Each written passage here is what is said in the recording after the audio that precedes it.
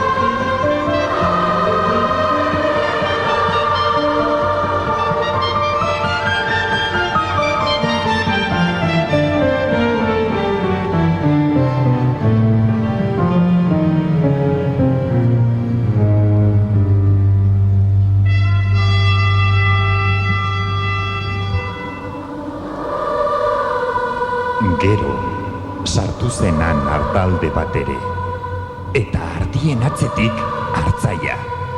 Hartzaia, bekokian begi bakarra zuen gizon tantai bat zen.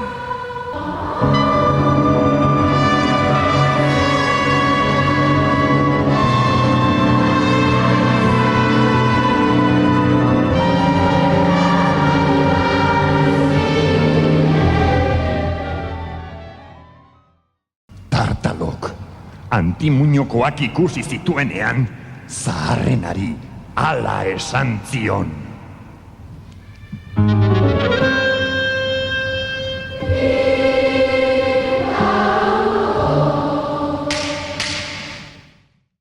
Eta besteari.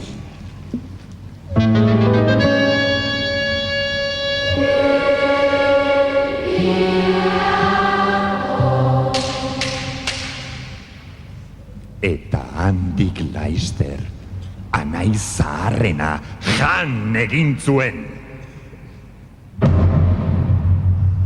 Jarraian, lurrean etzan, eta loak hartu zuen.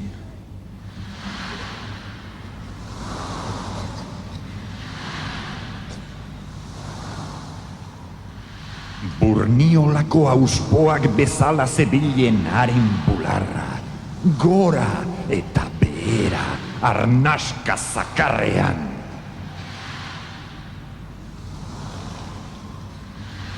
Orduan, Antimuñoko gazteak burtuntzia hartu eta zast!